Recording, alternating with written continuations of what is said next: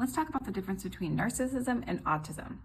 My name is Dr. Ruth Dodden. I'm a board-certified adult psychiatrist, and this came up after one of my commenters were telling me about how their partner originally thought that they had narcissism, but after they got the autism diagnosis, that provided some clarity about what might be causing the friction between them. Now, I think this is more confusing for lay people probably than clinicians because the different diagnoses are pretty distinct, but they certainly have some symptoms in common that can be confusing.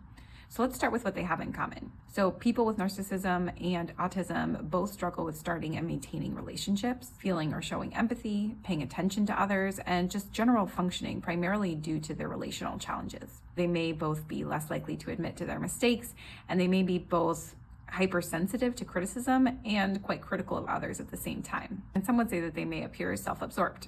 But the underlying motivation for each of these behaviors differs. Someone with autism may seem arrogant or self-involved, but this is because they're trying to compensate for challenges in social communication, as opposed to someone with narcissistic personality disorder who just thinks that they're superior to others.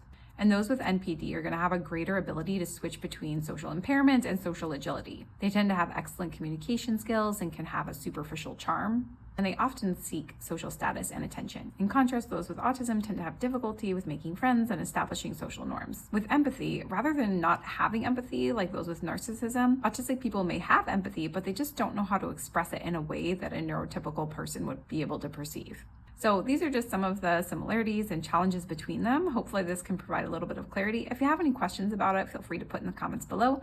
Wishing you all good mental health, and I'll see you in the next one.